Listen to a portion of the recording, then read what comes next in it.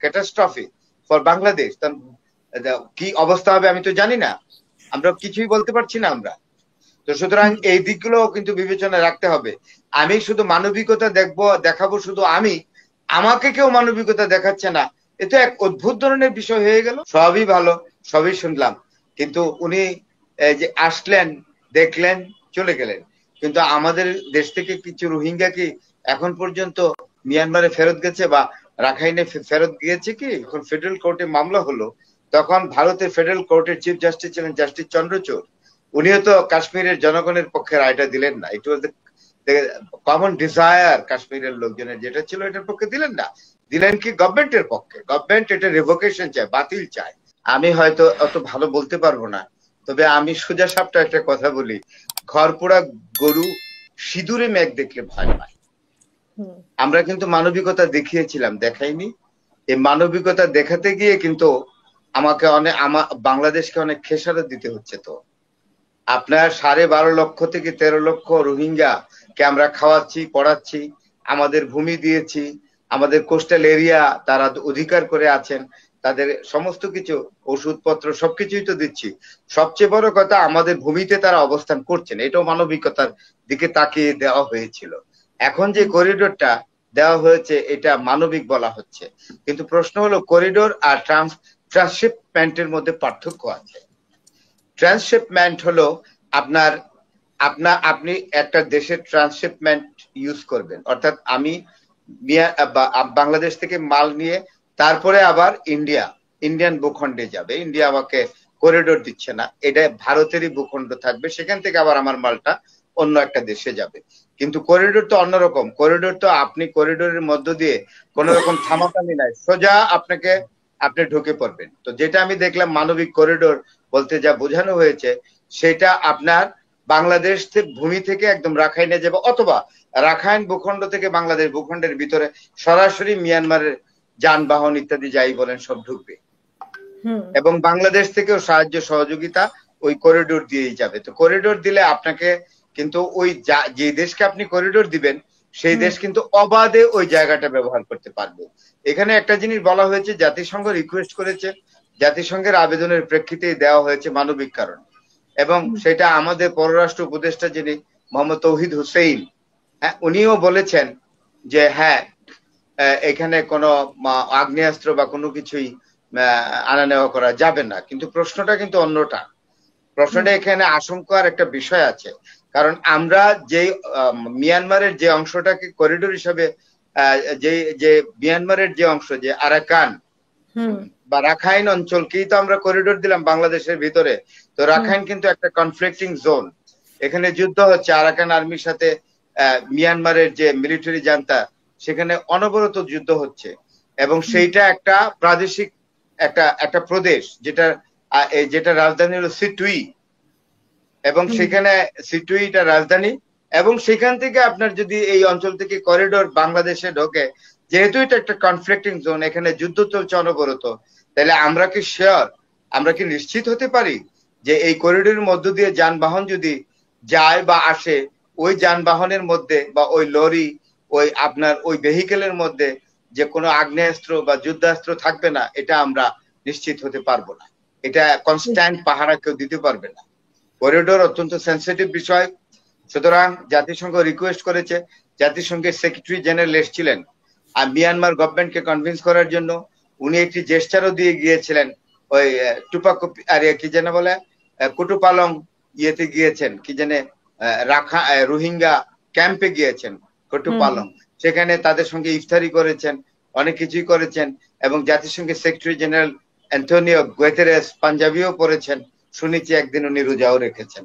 সবই ভালো, সবই শুনলাম, কিন্তু উনি যে আসলেন, দেখলেন, চলে গেলেন, কিন্তু আমাদের দেশ থেকে কিছু রোহিঙ্গা কি এখন পর্যন্ত মিয়ানমারে ফেরত গেছে বা রাখাইনে ফেরত গিয়েছে কি? ফেরত তো যায়নি। সুতরাং আবার যদি মানবিক কারণে আমরা করিডোর দেই, তাহলে এটা কি স্থায়ীভাবে হয়ে যায় কিনা, এই বাংলাদেশের একজন নাগরিক হিসেবে এই আশঙ্কা তো আমার থেকেই যায়, তাই না? আমি কিন্তু এই আশঙ্কার বাইরে থাকতে পারি না।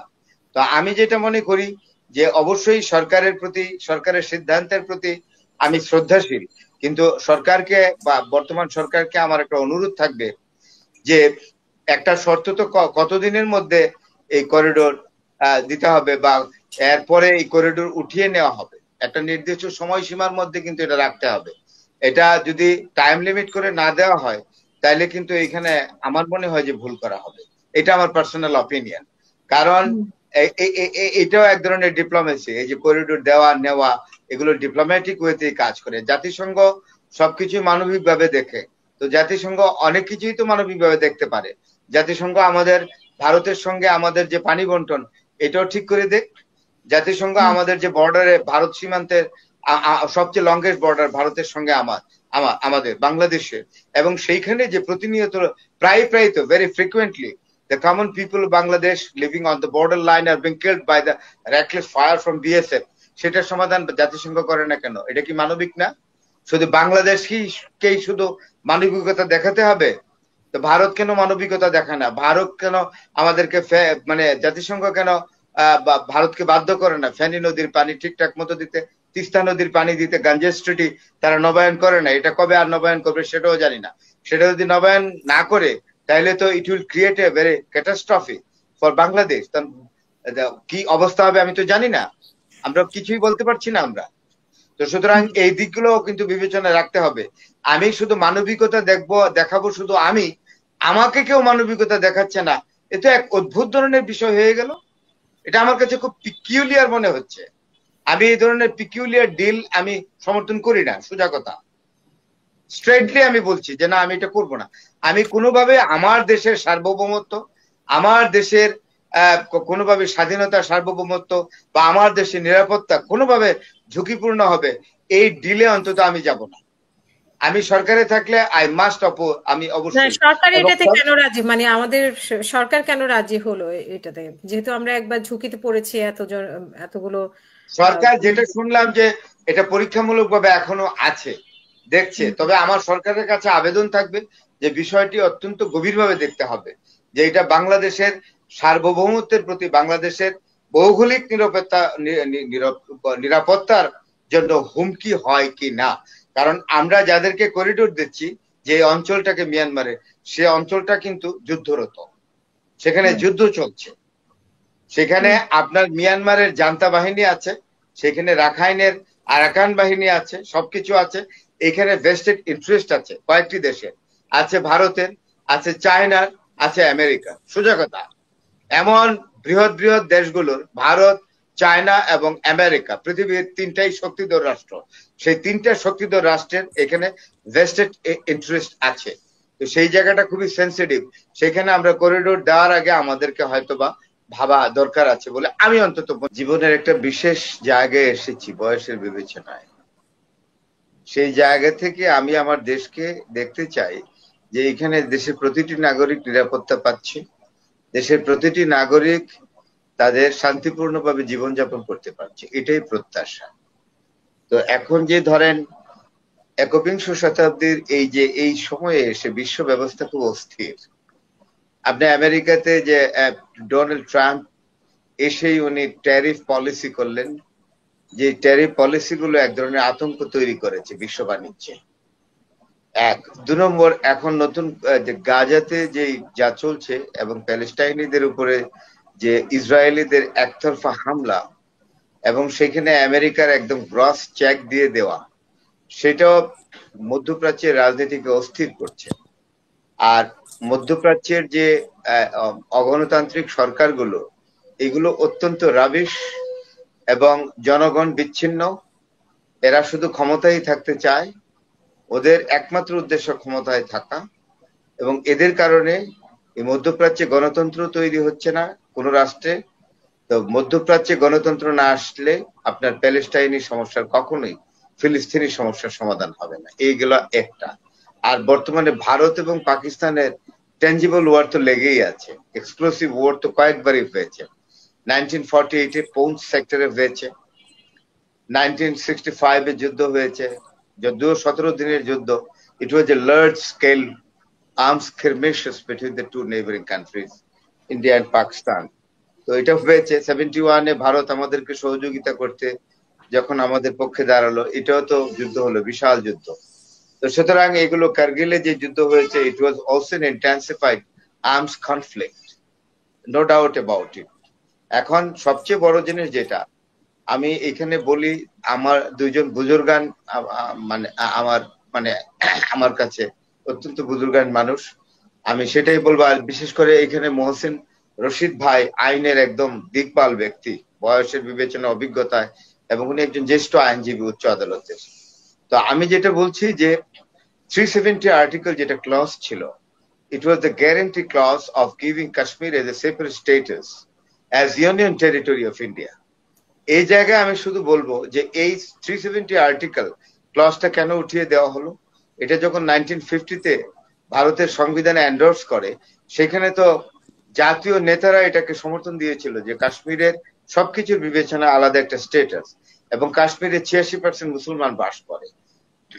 এবং আমি তো আর আজকে হিস্ট্রিতে যাওয়ার সুযোগ নাই, সুতরাং তাদেরকে একটা সেপারেট স্টেটাস, তাদের আলাদা পতাকা থাকবে, তাদের আলাদা একটা সংবিধান থাকবে। তাদের কাশ্মীরের চিফ মিনিস্টারকে চিফ মিনিস্টার বলা হবে না, বলা হবে প্রধানমন্ত্রী। কাশ্মীরে এসে ভারতের অন্য কোনো লোক জায়গা কিনতে পারবে না। কাশ্মীরের কোনো মেয়েকে ভারতের অন্য কোনো লোক বিবাহ করলে কাশ্মীরের মায়ের গর্ভজাত সন্তান কাশ্মীরি হবে না। অনেকগুলো আরো আছে, সবগুলো বলা। তো এইগুলো 370 আর্টিকেলের মধ্যে ছিল। ইট was A guarantee clause of this. তো এইটাকে কেন রিভোকেটেড করা হলো? কলমের এক খোঁচায় শুধু তাই তো নয়, যখন ফেডারেল কোর্টে মামলা হলো, তখন ভারতের ফেডারেল কোর্টের চিফ জাস্টিস ছিলেন জাস্টিস চন্দ্রচূড়। উনিও তো কাশ্মীরের জনগণের পক্ষে রায়টা দিলেন না। ইট ওয়াজ কমন ডিজায়ার কাশ্মীরের লোকজনের যেটা ছিল, এটার পক্ষে দিলেন না, দিলেন কি গভর্নমেন্টের পক্ষে। গভর্নমেন্ট এটা রিভোকেশন চায়, বাতিল চায় 370 আর্টিকেল, তাই করলেন।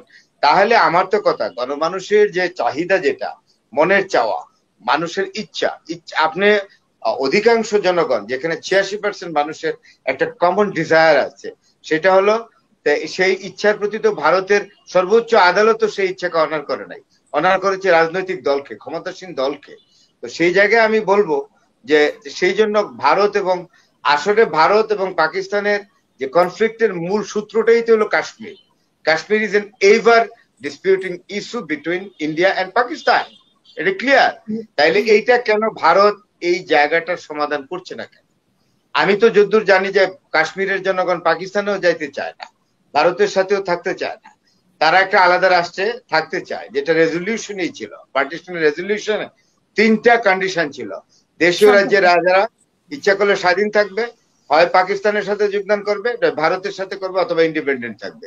তো সেখানে কাশ্মীরে তো কোন মহারাজা হরি সিং ইউনিলেটারালি উনি ঘোষণা দিয়ে দিলেন যে আমি থাকবো, অথচ উনি তাকালেন না যে 86% মুসলমান বসবাস করে। মহারাজা Hari Singh, the last executive king, did not consider the common desire of the majority people of Kashmir. তো সুতরাং এইগুলো আমি তো মনে করি যে কাশ্মীরের সমস্যার সমাধান অবশ্যই জাতিসংঘকে এগিয়ে আসতে হবে, যদিও জাতিসংঘের ব্যর্থতার তালিকা একেবারে আকাশচুম্বী। তারপরেও বলবো আমাদের তো আর কোনো উপায় নাই। সুতরাং এটার একটা মীমাংসা হওয়া উচিত, তা না হলে ভারত এবং পাকিস্তানের মধ্যে কখনই ভালো সম্পর্ক হবে না। এবং চায়নার সাথে ভারত যদি তার মীমাংসা না করে, তাহলে সাউথ এশিয়ান পলিটিক্সে কখনো এই যে দক্ষিণ এশিয়ার যে রাজনীতি, এই ভূ রাজনীতি কখনো শান্ত অবস্থায় থাকবে না, আমরা কোনো ট্র্যাঙ্কুইল সিচুয়েশন পাবো না। সুতরাং আজকে আমাদের অনেক হয়ে গেছে।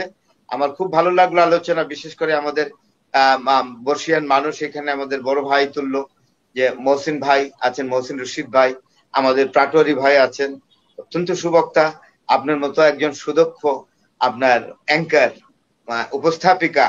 তো সবকিছু মিলিয়ে আজকে টক শো অনবদ্য হয়েছে। সবাইকে ধন্যবাদ।